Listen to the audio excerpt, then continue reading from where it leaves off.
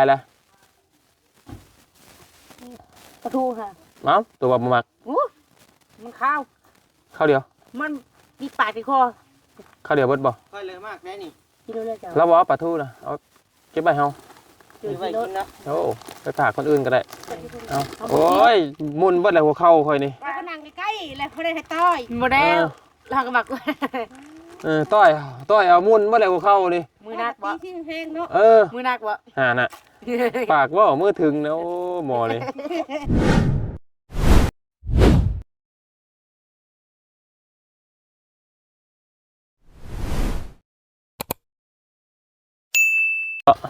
ว้ามันเงียบแล้วเพิ่นเลิกงานแล้วเงียบเดี๋ยวจะบอกเลย12 โมงเพิ่นเลิกเงียบสบายดีพ่อแม่พี่น้องสบายดีกันเบิดกุสู่ทุกคนเนาะพอๆกับซ่องของหมอยาซาแนลอีกรอบนึงพี่น้องเอ้ยเนาะอยู่กับน้องดำพี่น้องเอ้ยบ่ได้มาหาน้องเพิ่นเป็นเวลามื้อนึงเนาะพี่น้องพอดีเนื่องจากว่าพอเฒ่าบ่สบายเข้าห้องหมอเนาะตอนนี้ออกหรือยังพี่น้องยังบ่ทันออกเด้อพี่น้องเด้อเนาะแต่ว่าทางน้องๆทางทอมมี่เพิ่นเป็นคนไปเผาพี่น้องเอ้ยทางหมอยาเองก็ต้องออกมาถ่ายคลิปถ่ายทำเพื่อได้เงินจากโฆษณาไปรักษาปะเฒ่านั่นแหละพี่น้องเนาะเอาก็หลายเทื่อหลายรอบแล้วพี่น้องเอ้ยจักสิเป็นจังได๋ก็ถ้าเบิ่งในคลิปของหมอยาสิอัปเดตให้พี่น้องเบิ่งต่อไปเนาะพี่น้องเอ้ยมื้อนี้ก็มีโอกาสมาหาน้องเพิ่นอีกรอบนึงทางน้องลำเนาะทั้งน้องเพิ่นบ่ได้มื้อนี้พักพรมันเมื่อยกับพักมันเมื่อยแล้วก็พัก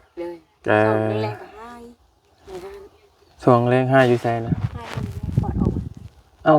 คอดอ่ะบ่อันจูดมื้อนั้นน่ะเอ้าก็คอดไวแท้มันใหม่ไวมันลมเนาะมันลมมันใหม่เฮาบ่ได้รอให้มันหมดบ่เฮาหมดเอาเองบ่หมดเอาเองมันก็ยังบ่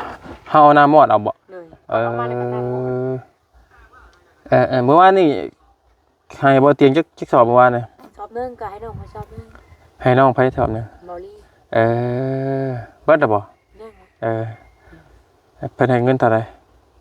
เดี๋ยวน้องก็เอานำบ่เอาอีกบ่ได้ซะแล้วเอาเตียงให้นั่นก็บ่ลี่ว่าสิให้อยู่ปกติเพิ่นเจ้าขายสอบเท่าใด22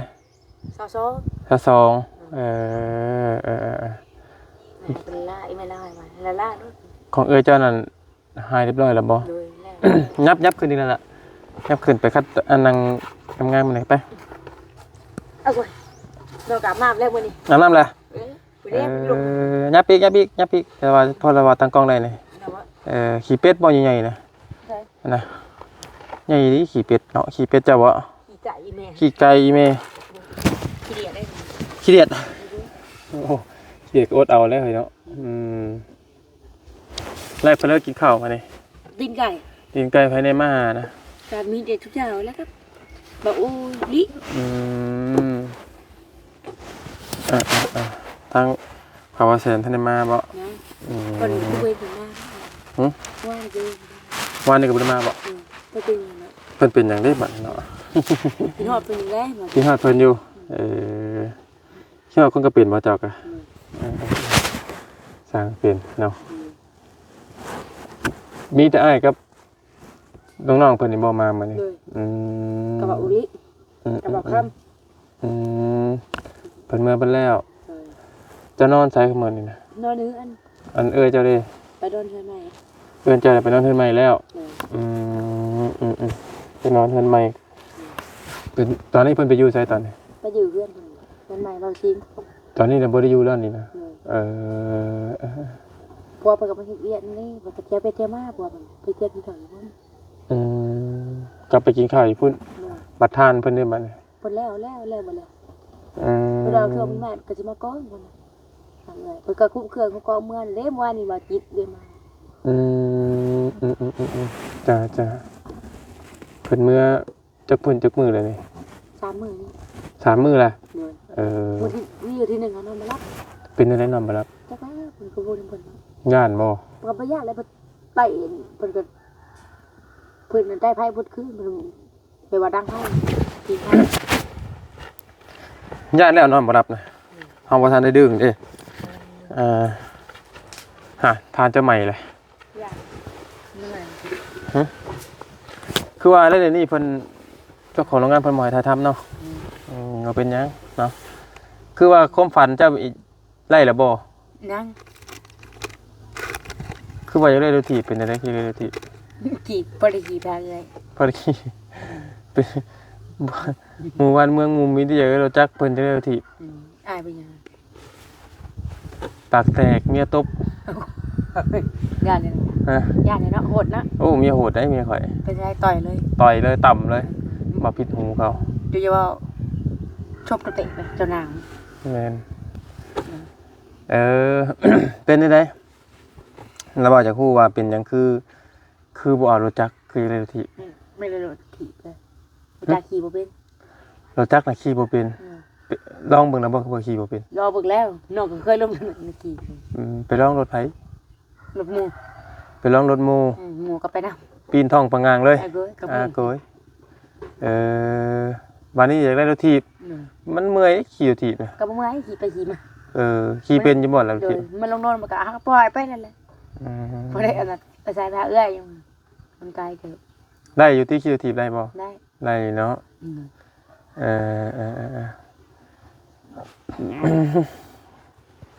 เพิ่นน่ะบ่ได้มาเหมือนพี่น้องเนาะ อ่านมา มีแต่พี่อ้ายเจ้าน่ะมา เลย จ้าพี่น้องเอ้ยเบิ่งกล้องมันคือบ่เห็นเบิ่งไม้แบตก็สิเบิดแหละพี่น้องเนาะใช้คือเกี่ยวของเชงฮะได้ละ บอสปิดก่อนก็ได้ ฮะ เอากล้อง พี่น้องเอ้ยเสียนมุมกล้องนิดนึงเนาะดังนั้นอย่ามาพินในนั้นนึง น้องลำยับมาพี่ ปิดมา ยับขึ้นมา ขึ้นมาแล้ว โอเค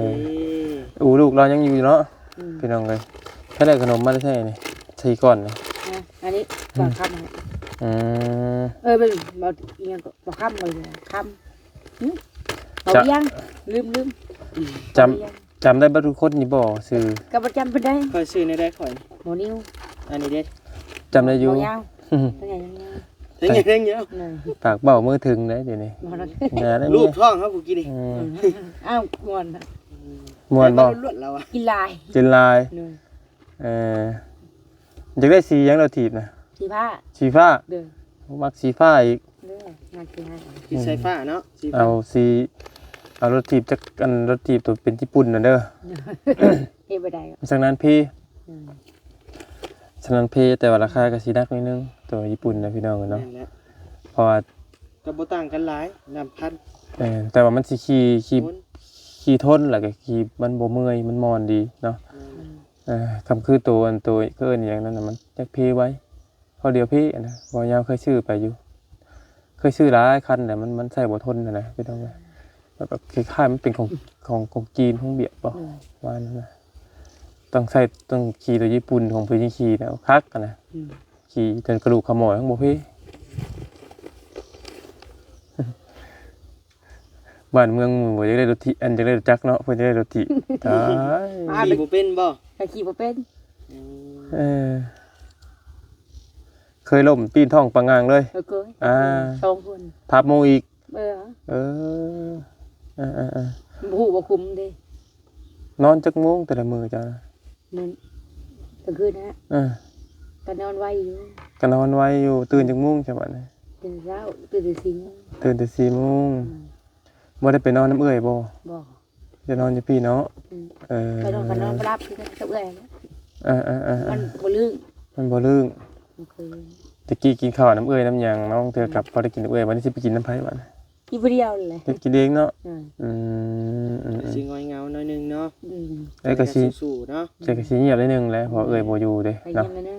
มันมี ทานเจ้าน่ะคอดได้จักสอบแล้ว ในชาวปลายแล้ว ได้20ปลายแล้วเราสิจูบนั่นคอดแหละพี่น้องเนาะอาโกยจังน่ะแต่ว่าลัทธิขายชิมๆหาก็บ่ได้เนาะ บ่ได้ เพราะว่ามัน เป็นของเพิ่นเด้ ของเพิ่นเด้เนาะเพราะว่า แต่เพิ่นสิอยากเอาให้เฮานี่เพิ่นยังต้องได้ครอบก่อนนะ คือว่าไงคือน้องเพิ่นต้องซื้อต่ออีกอ่ะซื้อในราคา 20,000 หรือว่า22คือเก่าน่ะพี่น้องเนาะเพราะว่าเพิ่นสิขายราคาส่งยามเฮานี่บ่ไหวคือกันเนาะ ก็อยากอุดหนุนอยู่แต่ว่ามันบ่แม่นของน้องเพิ่นเด้ แม่น ไปซื้อน้ำเพิ่นตัวนั้น แม่นต้องไปซื้อน้ำเพิ่นถ้าว่าอุดหนุนน้องเพิ่นก็คือบ่ต้องอุดหนุนก็ได้พี่น้องเนาะ ไปซื้อน้ำเพิ่นเลยเพิ่นก็ไล่ให้เลย ไล่ให้จักพันบัด บ่เพิ่นก็ไล่ได้ชอบทานแล้วคือว่าเมื่อวานนี้ซื้อน้ำเกลือและน้อยไง เป็นสมุดอันน้องดำให้เพิ่น30เพิ่นก็ไล่ให้น้องดำคือกัน30แต่ว่าก็บ่ดีกว่าหั่นนะ เฮาขายเราขายแบบเราเงินนี่เนาะแล้วก็ไล่ให้ก็ชอบทานเลย แม่นอะไรซ้ำเก่าแหละ จำเก่า จำเก่านั่นแหละเนาะ ขายแล้วไล่จำเก่าให้เอาไปซื้อน้ำเพิ่นกันเนาะ ถ้าคือเป็นของเราเองนี่ก็อยากอยู่อยากอุดหนุนอยู่พี่น้องเพราะว่าทานมันก็ต้องจำเป็นใส่ในครัวเรือนอยู่แล้วเนาะ ไปซื้อน้ำเพิ่นชอบซ้อมเพิ่นก็แหล่ให้น้องคือเก่าแหล่คืนไปเลย แต่ว่าทานน่ะสอบน้อยกว่าบ้านสเตลเด้น้องมิวเบิ่งเออ จบน้อยบ่ แม่สอบน้อยกว่าได้ ตัวใดก็ นั่นน่ะ28 โอ้ย โอ้28ใหญ่เด้น้องนิวเนาะ จำได้ ใช่จน ประเทศทานคือบ่ เมื่อนั้นบ่ยาวซื้อน้ำสเตล7สอบ ประเทศทานบ่ ยังอยู่ ประเทศทานอยู่บ่ หึ ประเทศทาน ชื่อ เพิ่นซื้อมันมาขายต่อ เอาบู ก็มีโอกาสไปยังสิซื้อมาอีกอยู่นี่เพราะว่ามัน อันชาซองอันนี้ แต่มันน้อยกว่ากันหลาย อันนี้ไม่กล้าได้ จะฮู้ได้บ่เพิ่นบ่กล้า โอ้โหทานนี่กล้าได้ กล้าจ้ายไผบ่ทันหมดเอาน้ำพดเอาเลยค่อยนี่ถามค่อยนี่ เป็นไร เรื่องเฮ็ดทานนั่น แล้วกู อากู ถือน้องดอก บ้า เป็นไร ฮะ เป็นไร ข่อยฮู้เบิดทานกล้าบ่กล้า คือ ข่อยจักเบิดเรื่องเฮ็ดทานน่ะถามข่อยนี่ข่อยผ่านแล้วเบิดแล้วเรื่องทานน่ะ มันเป็นยังไง โอ้ยเผาอยู่เทั้งเฮือนข่อยยังเคยเผามาเลย เอาบู อยากชนะเรา เออ บ่อยากชนะแล้วบ่ ไม่อยากขนาดนั้นถามน้องกูอ่ะ โอ้ย เอาแท้ๆก็บ่ไว้น้องเพิ่นดอกเพิ่นเอาคู่มือเด้ เอากูมือ แต่ก็เคยผ่านมาเบิดแล้วเรื่องเผาทานเฮ็ดทานนี่มารูปแบบใดข่อยฮู้ข่อยผ่านมาเบิดแล้ว คนตัวบ่ได้นะติ โอ้โหย แล้วคือถ่ายเข้างามอยู่บ่เป็นนั่น แต่ก็ใช้ได้คือเก่าแหละแต่ งาม ว่า บ่มีกาบอยู่บ่ ฮะ มีกาบมันบ่ ของอ้ายเฮ็ดบ่ บ่ของเราหิบเราแต่ บ่ เอาไปซื้อ เรามีบ่มี งามบ่เลย งาม บ่งามบ่น้อง เอ้ย บ่บ่เลือกข้างเลย แม่นแล้วเราเป็นไปห้างเนาะก็สู้เจ้าบ่ได้แล้ว เออ เอ้ย น้อง เจ้าสาวโสด เจ้าว่าน้องมีผัวบ่เลย ฮะ เจ้าว่าน้องมีผัวบ่ อ่ะตัวบ่เอา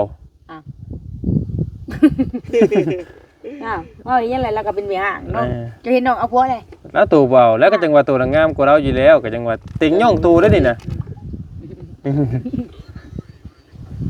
ติงย่องตูได้นี่ตัวเจ้าหยังนี่ ยันว่า ยันว่าหยังอืม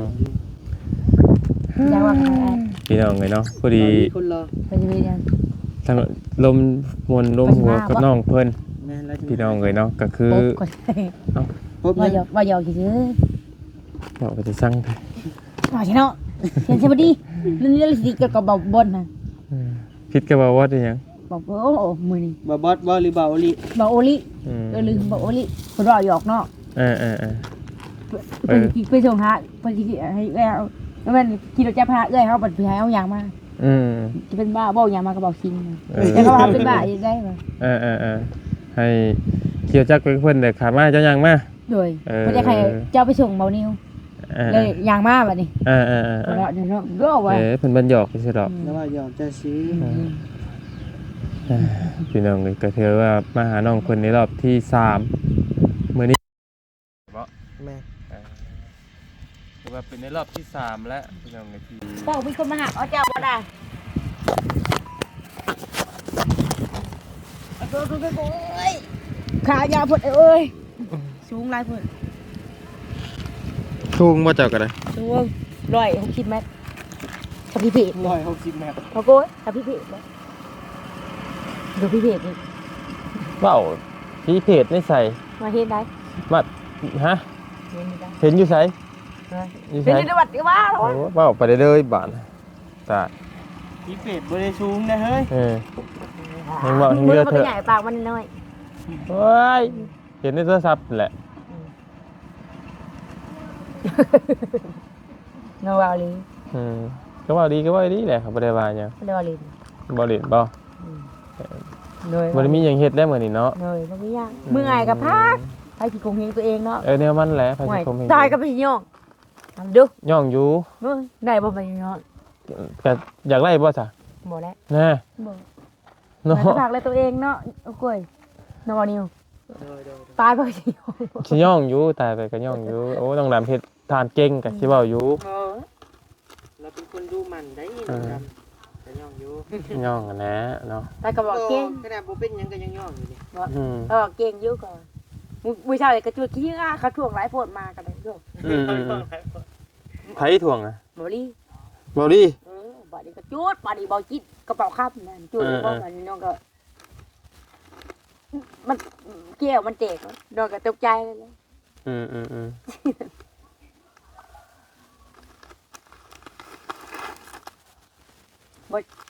เอากินดูกิน บ่สิก่อน เอากินดิล่ะ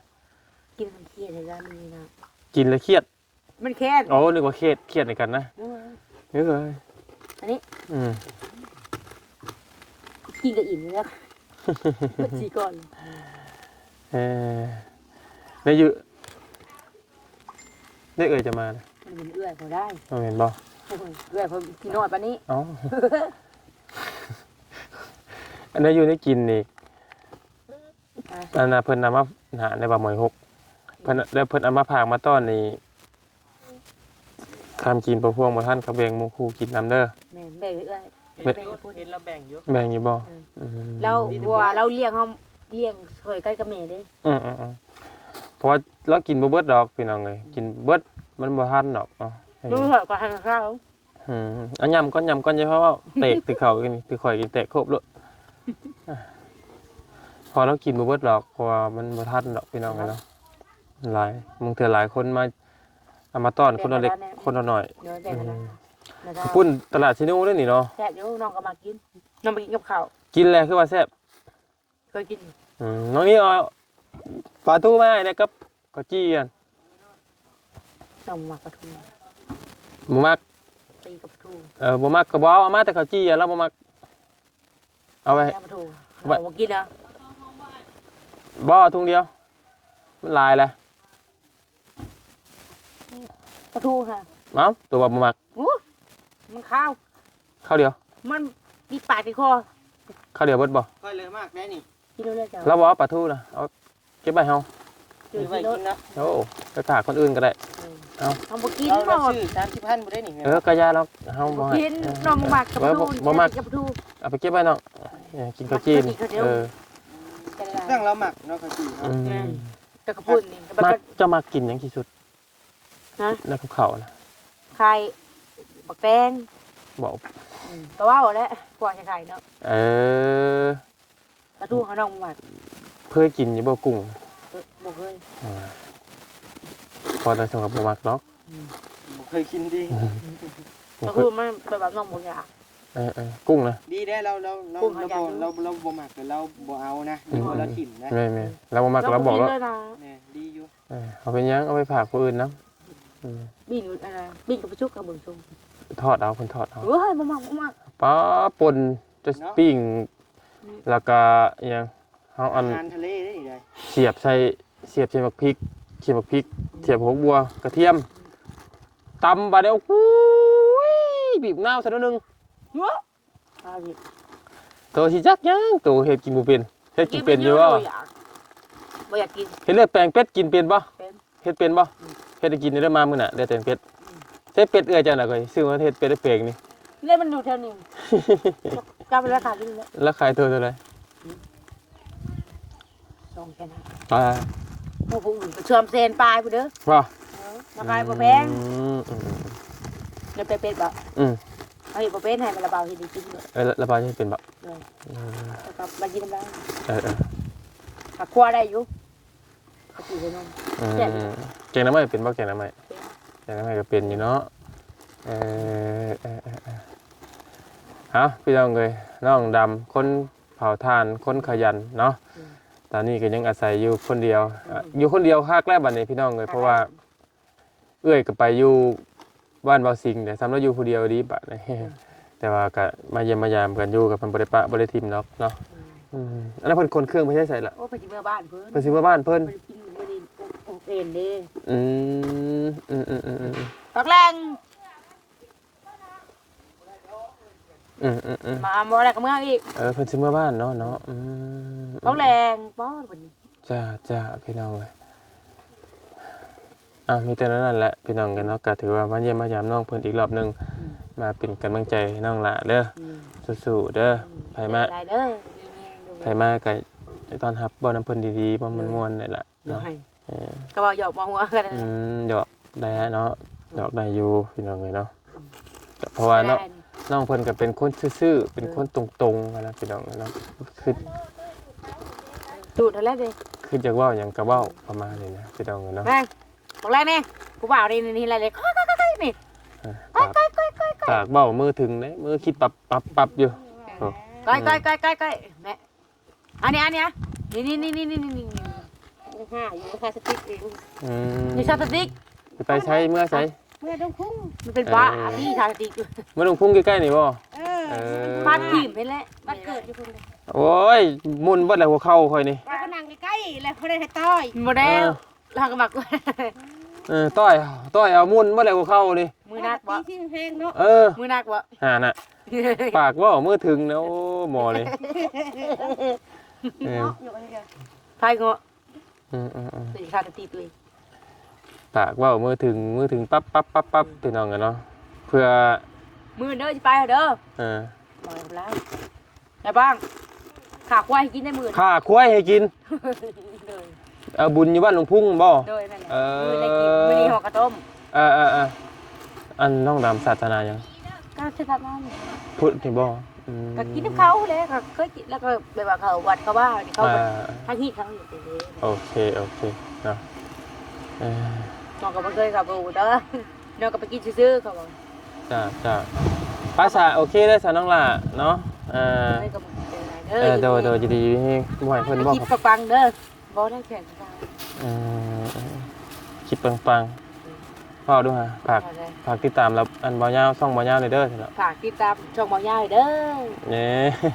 ให้คลิปปังจ้าสาธุเนาะโอเคสาธุน้องบ่ดีบ่เตียงเจ้าเพิ่นสิมีแนวมาสะไผเจ้าบ่จักโอ้โหเอ้าคนไปปุ๊กน้องใดฮะปุ๊กน้องไปเล่นกับน้องก็นึกว่าไผสินึงไปปุ๊กไสเอาหมู่มาดิเด้เบาลี่เจ้ายังนอนอยู่บ่แล้วก็ลุกมาก็แฟนแอร์ว่ะกลับบ้านเพิ่นแล้วก็มันมีคนขอร้ายแบบ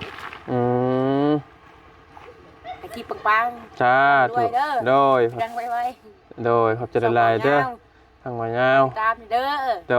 ยคือเก่าพอแท้คือเก่ายังคือเก่านะเบ้าแล้วตลกคือเก่าบ่ยังคือเก่านะตลกคือเก่าเอาขอบใจละลายใส่ละเนาะจะให้ทานเบิดแล้วเนาะป้าไม่หันแล้วระวังไปอยู่เจ้าคลิปเดี๋ยวจะมาเอาเราให้ทานเรียบร้อยเบิดเนาะถือว่าเครื่องของอยู่นี่ถือว่าแปลนเติร์ดเบิดเนาะไปใช้นะพอเตาอันจะดีไม่แห้งสิพี่น้องเลยว่านุ่มมนกับน้องเพื่อนเอาแปลนเติร์ดเนาะเอาเมื่อเบิดแต่พี่น้องเลยเครื่องของเนาะเอาขอบคุณในรายเด้อพี่น้องเลยสิเข้ามาติดตามรับชมเนาะดีไม่แห้งพี่น้องเลยมายันใดเจ็บตัวกูเถื่อพี่น้องเลยเนาะเชิญเพิ่นไปคือสิไปแล้วล่ะพี่น้องเลยเนาะไปอยู่เพื่อนวอชิงตะกี้ตะกอนเนาะที่โฮมคักพี่น้องเลยเนาะมีกกมะขามเป็นโฮมเป็นเงาเนาะถือว่าอุดมสมบูรณ์เนาะพี่น้องเลยเอาขอบคุณพี่น้องเลยจักคิดไปทั้งหลายบาทนี่